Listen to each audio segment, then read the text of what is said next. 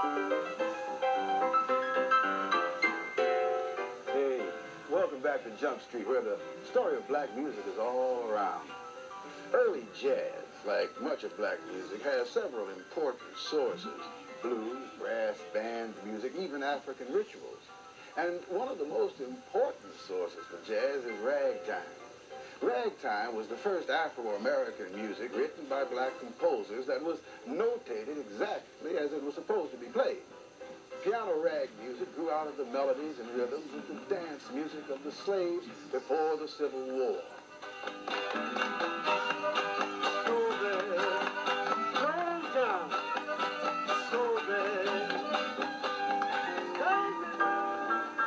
One of the most famous of slave dances was the cakewalk, a dance with African sources that slaves used sometimes to make fun of the way white Massa and his family carried themselves.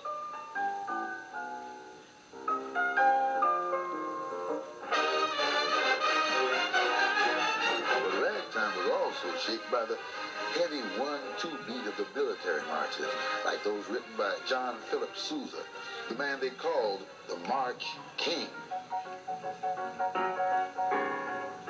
Here, U.B. Blake shows how in ragtime, the foot stomping or rhythm-keeping function is performed by the left hand.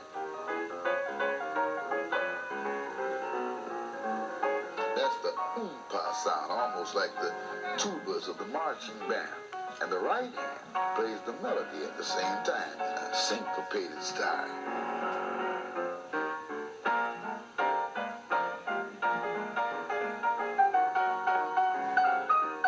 At the turn of the century, ragtime could be heard throughout America, but in the early days, it was performed by unknown travelers who played in cabarets, bars, dives, prostitution houses. Because of this, it was called illegitimate music. In 1897, Tom Turpin was the first black man to publish a ragtime composition, an original tune called Harlem Rag.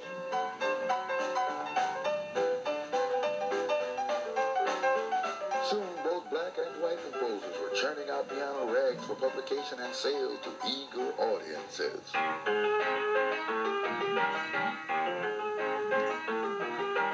But the man generally known as the king of ragtime is Scott Joplin.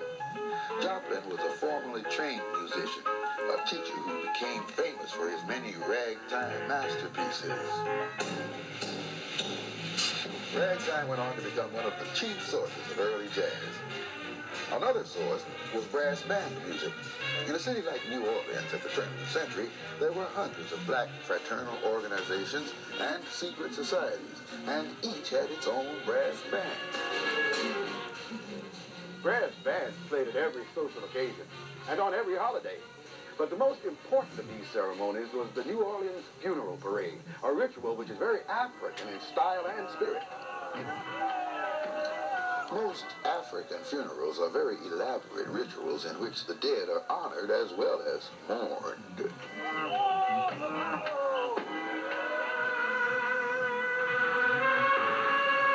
So too are the New Orleans funerals.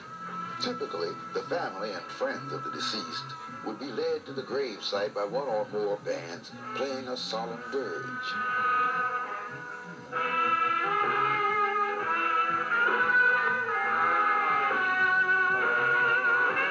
After the burial, the band would lead the way back to town playing a hot finger popping selection, usually one of the deceased's favorite songs.